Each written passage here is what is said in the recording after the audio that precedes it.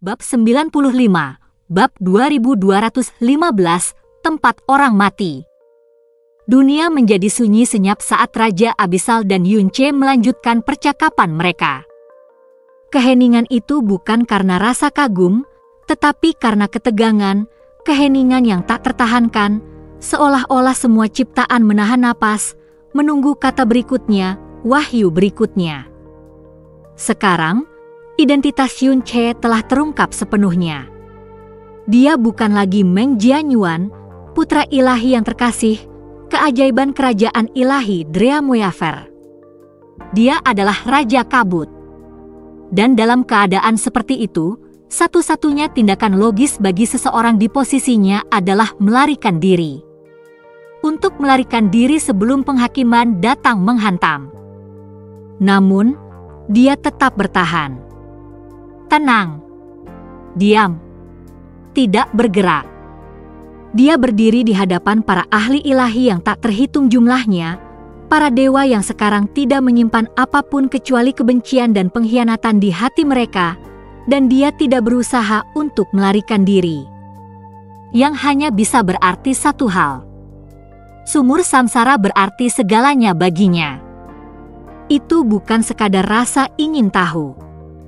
Itu adalah sesuatu yang sangat mengakar, sangat penting, sehingga dia bersedia mempertaruhkan nyawanya hanya untuk membicarakannya, untuk menanyakannya.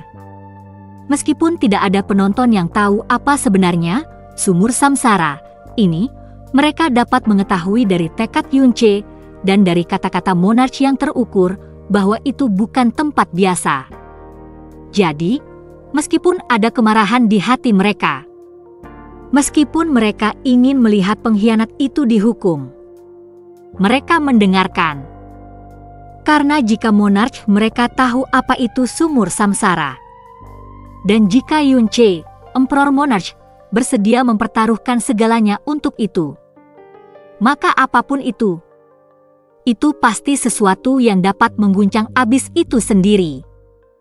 Emperor Monarch Abyssal tidak menjawab pertanyaan Yunce secara langsung. Sebaliknya, dia mengulurkan tangan ke udara, dan saat tangannya bergerak, ruang itu sendiri bergetar hebat. Suara dengungan rendah memenuhi kerajaan ilahi, suara yang sebenarnya bukan suara, melainkan tekanan. Titik di mana jari-jari Mosu terkatup terpelintir secara tidak wajar, seolah-olah kenyataan terlipat ke dalam, tertusuk oleh sesuatu yang seharusnya tidak ada di dunia ini. Dari ruang yang terpelintir itu, sebuah cahaya melonjak keluar, bukan cahaya, melainkan bahaya. Bahaya yang begitu tajam, begitu murni, bahkan para dewa pun merasakannya. Beberapa di antara mereka terhuyung mundur secara naluriah, memegangi mata mereka.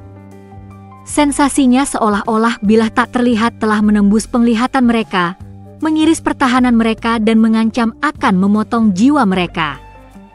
Mereka yang kultivasinya lebih lemah tidak punya pilihan selain mengalihkan pandangan sepenuhnya, tubuh mereka gemetar hanya karena berada di dekat ruang yang terpelintir itu. Tetapi Yunce tidak mengalihkan pandangannya. Bahkan saat rasa sakit yang menusuk melonjak melalui matanya, bahkan saat rasa kematian yang akan datang merayapi kulitnya seperti 1000 bilah, dia memaksa dirinya untuk menonton. Untuk melihat apa yang telah digambar Mosu. Dan kemudian dia melihatnya. Tangan monarch mulai berdarah. Luka-luka kecil terbuka di sepanjang jarinya, halus namun dalam, saat tetesan darah dewa mengalir di kulitnya. Bahkan untuk seseorang seperti Mosu, Monarch Abyssal, dewa sejati kuno, tidak dapat benar-benar menyentuhnya. Akhirnya, Mosu menarik tangannya. Ruang yang terpelintir mulai tenang, rasa tajam yang luar biasa menghilang, dan bilah-bilah yang tak terlihat itu surut. Perlahan-lahan, luka-luka di tangannya mulai sembuh, darah dewa kembali ke pembuluh darahnya. Yunce, apakah kamu tahu apa ini? Suara Mosu memecah kesunyian, tenang dan dalam, namun bergema dengan beban yang tampaknya beriak melalui ruang itu sendiri. Yunce masih menatap tempat di mana ruang telah terpelintir, merasakan sensasi yang tidak dapat dijelaskan menggeliat di dalam dirinya. Itu bukan rasa takut, juga bukan rasa kagum. Itu adalah sesuatu yang jauh lebih sulit dipahami, sesuatu yang menggugah naluri, ingatan, dan intuisi sekaligus. Namun, dia tidak dapat mendefinisikannya. Jadi dia perlahan menggelengkan kepalanya. Itu adalah hukum. Lebih tepatnya, hukum penusukan. Hanya sehelai saja. Kata-kata raja bergema di panggung suci. Bisikan-bisikan terdengar di antara para dewa dan para elit yang berkumpul. Wajah mereka dipenuhi dengan kebingungan. Bahkan mereka yang telah berjalan di jalan ilahi selama ribuan tahun berjuang untuk memahami makna di balik apa yang baru saja mereka saksikan. Yunche, bagaimanapun, berdiri diam, mendengarkan dengan saksama, mata menyipit karena berpikir. Untuk dapat memahami hukum itu sendiri. Tingkat yang telah dicapai Mosu. Dalam hati, Yunche menarik napas dingin. Mosu kemudian berkata, "Kami, para kultivator, lahir karena Dewi leluhur. Kami adalah bawahannya. Kami hidup menurut hukum yang ditinggalkannya, terikat pada aturan yang ia buat. Tanah suci abadi, jurang, semuanya ada di bawah hukumnya. Dan kami, yang lahir di dalam, dan hidup di dalam, semuanya diatur oleh hukum-hukumnya. Semua dari kami, tanpa kecuali." Kata-katanya tenggelam seperti gunung ke dalam hati setiap orang yang mendengarkan. Dan kemudian, perlahan, Mosu mengangkat matanya. Tetapi dalam rentang sejarah yang luas, selama jutaan tahun ada beberapa yang bisa melampaui sekadar mematuhi hukum-hukum itu. Dewa pencipta dan kaisar iblis, gumam Yunche pelan. Secercah kesadaran melintas di ekspresinya. Ya, Mosu mengangguk. Mereka tidak hanya diberkati oleh hukum, mereka dapat menggunakannya, memutarbalikannya, mewujudkannya. Mereka adalah satu-satunya yang dapat menyentuh untayan asal dan tidak terkoyak olehnya. Mereka adalah makhluk yang lahir dari sisa-sisa Dewi leluhur itu sendiri, serpihan yang tertinggal saat dia menghancurkan tubuhnya sendiri untuk melahirkan semua ciptaan, kata Mosu pelan, suaranya penuh dengan kedalaman. Di satu sisi, mereka adalah Dewi leluhur meskipun hanya sebagian.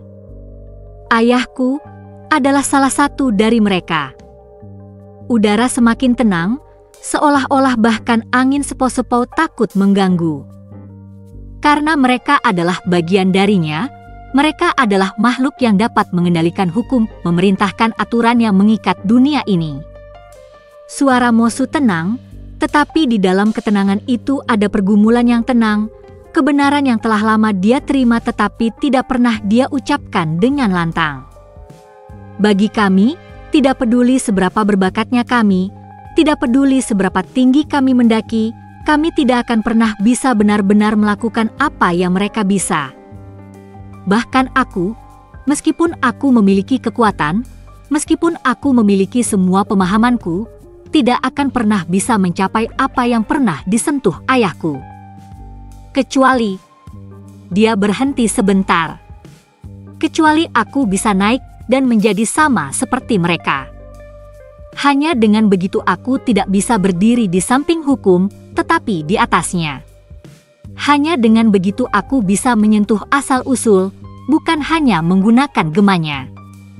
Yunche berdiri diam, mata menyipit, pikiran berkecamuk saat setiap kata tertanam dalam hatinya. Jalan kekuatan, hukum, kebenaran, semuanya berputar kembali ke asal-usul. Dan kemudian, Mosu melanjutkan. Suaranya semakin berat, lebih dingin. Bebannya jatuh seperti dekrit ilahi.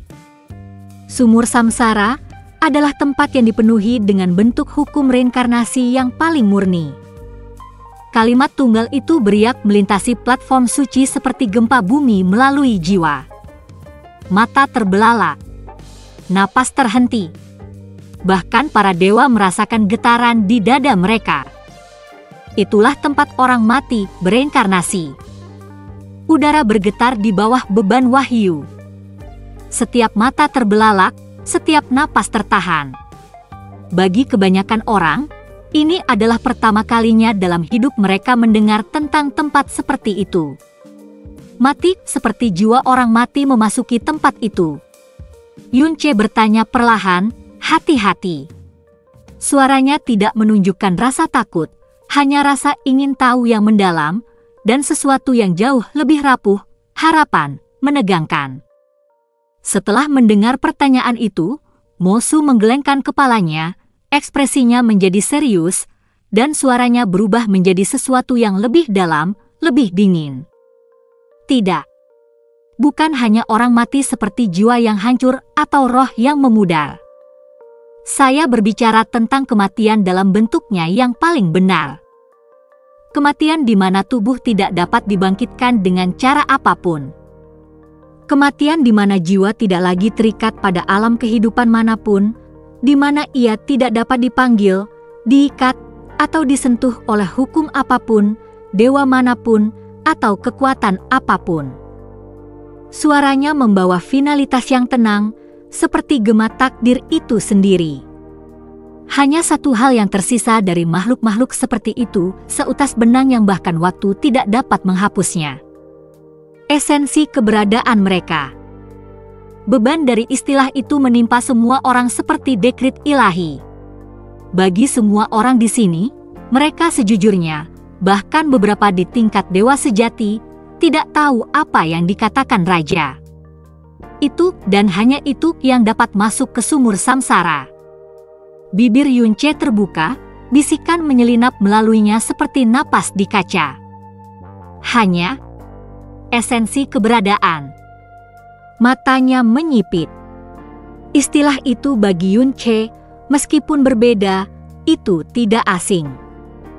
Li Suo. Dia mengingatnya sekarang, samar dan jauh.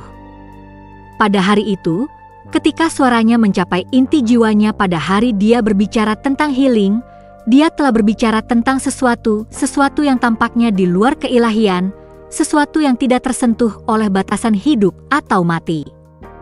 Dia tidak menggunakan kata-kata yang sama, tetapi artinya sama. Dan sekarang, mendengarnya lagi melalui suara Mosu, potongan-potongan itu mulai bergeser di dalam hati Yunche, berbunyi pada tempatnya, satu demi satu. Lalu mengapa? Mengapa aku, makhluk hidup, ditarik ke tempat itu? Tatapannya meredup, pikiran berputar-putar. Mengapa aku bisa mencapai tempat di mana Shen 11 berada? Dia tidak mengajukan pertanyaan itu dengan keras. Pertanyaan itu tetap terkunci di dalam hatinya. Tetapi implikasinya menjerit melalui pembuluh darahnya. Apakah itu karena dia? Karena tubuh kosong Dewi leluhur yang sekarang ada di dalam dirinya? Apakah tubuh itu, yang tidak terikat oleh takdir, tidak tersentuh oleh batasan hukum, yang memungkinkannya berjalan di jalan yang tidak dimaksudkan untuk orang yang hidup? Sayangnya, suara Mosu menjadi berat, setiap kata dibumbui dengan kesedihan yang mendalam, dengan hukum reinkarnasi yang telah lama dilanggar. Semua orang mati yang memasuki sumur samsara terperangkap tidak dapat pergi kemanapun. Keheningan yang terjadi setelahnya sangat menyesakan. Tempat yang dimaksudkan untuk kelahiran kembali, sekarang menjadi penjara keheningan yang tak berujung. Di mana bahkan esensi keberadaan orang yang telah meninggal tidak dapat melakukan apapun selain berlama-lama, menunggu siklus yang tidak lagi berputar. Di mana sumur samsara sekarang? Tanya Yunche tiba-tiba, suaranya tajam, mendesak, memotong ketegangan seperti kilat menembus badai. Mosu mengangkat pandangannya sedikit seolah mengintip ke dalam kenangan yang terukir jauh di dalam jiwanya. Ayahku pernah memberitahuku.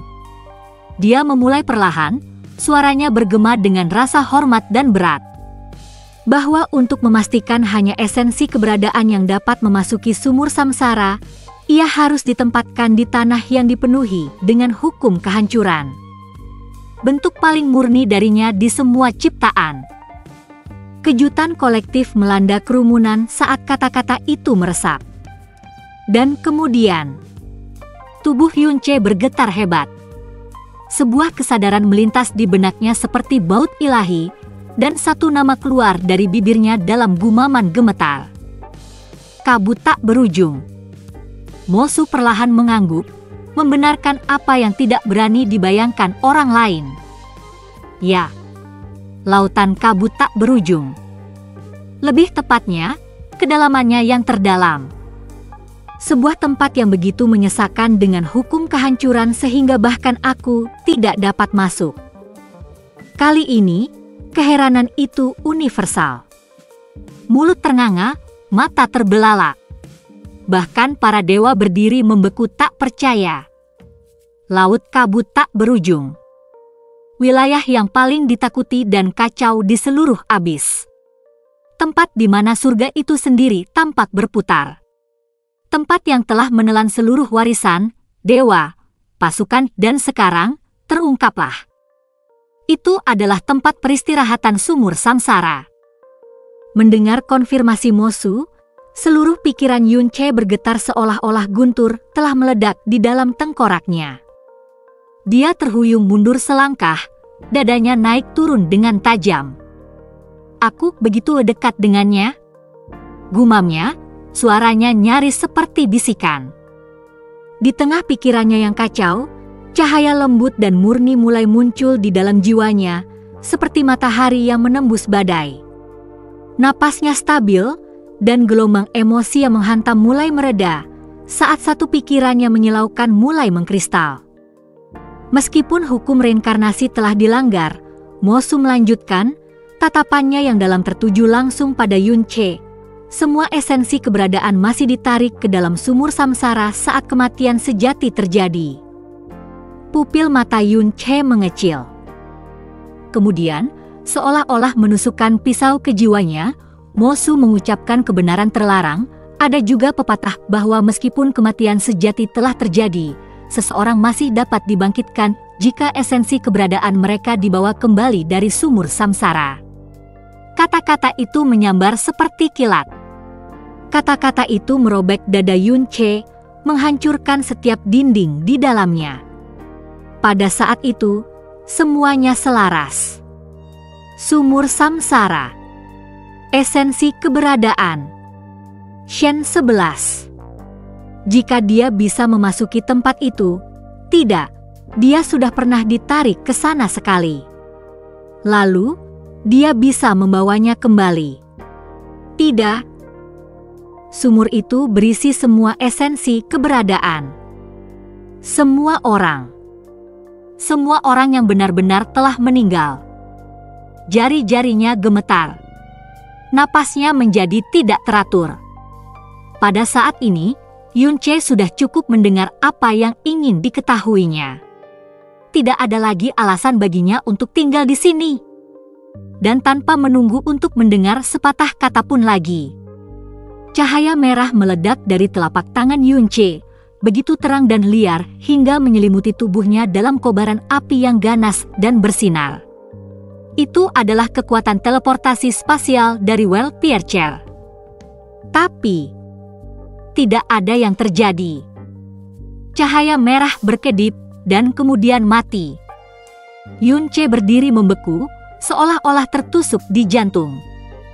Teleportasi gagal. Sekali lagi, kilatan merah muncul dan menutupi tubuh Yun-che, tetapi sekali lagi, tidak ada yang terjadi.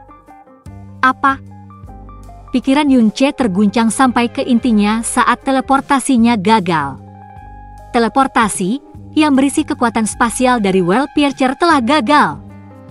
Tidak akan berhasil, tidak peduli seberapa sering kau mencobanya. Seluruh tempat ini terkunci dalam ruang. Kata Mosu sambil menggelengkan kepalanya. Itu jelas bukan sekedar kunci ruang biasa. Kemungkinan besar itu adalah harta karun surgawi yang sedang bekerja, suara Lisuo bergema di benak Yun-che. Tetap tenang. Aku akan memikirkan cara, kata Lisuo, suaranya tetap tenang meskipun dalam krisis. Seperti yang diharapkan dari Tuan kita. Seruan Dao saat mengamati pemandangan itu. Bahkan sebagai dewa sejati kuno, dia tidak dapat merasakan kekuatan spasial dari Yunche, dan itu hanya bisa berarti satu hal. Kekuatan spasial yang dimiliki Yunche berada pada level yang sama sekali berbeda. Itu adalah level yang sangat tinggi atau bahkan hukum ruang yang paling primordial. Kunci ruang dirinya dan dewa lainnya tidak akan berhasil. Tuannya telah memahami hal ini jauh sebelumnya dan telah membawa tindakan balasan. Hari ini, Yunche, sang Raja Kabut, benar-benar tidak punya jalan keluar. Setelah gagal beberapa kali mencoba teleportasi, Yunche akhirnya menyerah. Matanya perlahan beralih ke Mosu, ekspresi pasrah muncul di wajahnya. Dulu, ketika aku tahu kau, Yunche, adalah sang Raja Kabut, orang yang bisa dengan bebas melintasi lautan kabut tak berujung, meskipun apa yang kau lakukan di Tanah Suci menyakiti banyak orang. Aku memutuskan untuk melepaskannya, demi menghormati kakakku. Tatapan Mosu beralih sebentar ke Meng Kongchan, yang tampak seolah-olah jiwanya telah hancur, beristirahat tak bernyawa dalam pelukan Meng Jianxi. Mata Mosu kemudian beralih ke Hua Caili, yang berada dalam pelukan Hua Qingying. Alasannya sederhana. Jika kau bisa melintasi dengan bebas melalui tempat yang bahkan tidak bisa kujangkau, maka mungkin saja Anda bisa menemukan jalan menuju sumur samsara. Saya tidak bisa berbohong dan mengatakan tidak ada yang tidak diinginkan oleh penguasa dunia ini, terutama dari tempat seperti ini. Mosu melanjutkan, suaranya diwarnai penyesalan. Tapi sayangnya, Anda melewati batas. Semua orang mendengarkan dengan saksama apa yang dikatakan raja. Beberapa tampak memahami artinya, sementara yang lain tetap bingung, berjuang untuk memahami banyaknya kerumitan situasi. Hanya dewa sejati kuno yang sepenuhnya memahami apa yang dicari tuan mereka, tetapi pada saat itu, semua yang hadir menyadari mengapa Raja Abisal awalnya membiarkan Yunche bebas, meskipun tahu dia adalah Raja Kabut. Raja Abisal menginginkan sesuatu dari sumur samsara. Tapi apa sebenarnya itu tetap menjadi misteri yang hanya diketahui oleh dewa sejati kuno. Dan apa niatmu sekarang? Yunche, setelah akhirnya menenangkan diri, bertanya dengan suara mantap. Merampas kekuatanmu? Tentu saja, karena kamu tidak pantas mendapatkannya, jawab Mosu sederhana. Bukan karena dia menginginkannya kekuatan dalam tubuh Yunche, dia benar-benar percaya Yunche tidak layak mendapatkannya. Ini salahku karena membiarkan ini berlangsung begitu lama, Mosu melanjutkan, nadanya dipenuhi dengan sedikit penyesalan. Jadi, aku harus memperbaikinya. Suaranya berubah dingin, dan udara di sekitar mereka tampak bergetar saat langit di atas bergemuruh. Kerajaan ilahi tidak, seluruh abis berguncang hebat. Ruang di dalam area tertutup itu retak saat aura mengerikan terpancar dari Mosu, mengirimkan hawa dingin yang menusuk yang menembus semua orang. Para dewa dan dewa sejati kuno bergerak cepat, masing-masing membentuk penghalang di sekitar orang-orang mereka, melindungi mereka dari tekanan yang luar biasa. Meng Jianxi, dengan urgensi dalam setiap langkahnya, membawa Meng Kongchan ke kejauhan, sementara Hua Qingying dan Hua Fuchen bergegas membawa Hua Caili pergi. Meskipun kekuatan Raja Abisal diarahkan hanya pada Yunche, kekuatan yang memancar darinya sangat mengerikan.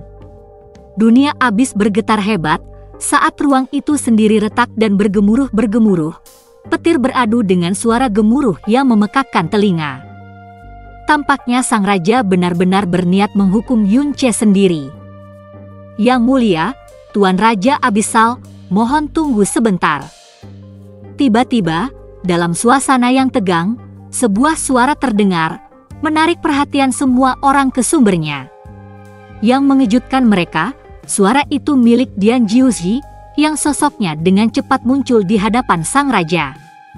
Tanpa ragu, dia berlutut dan memberi hormat. Ada apa?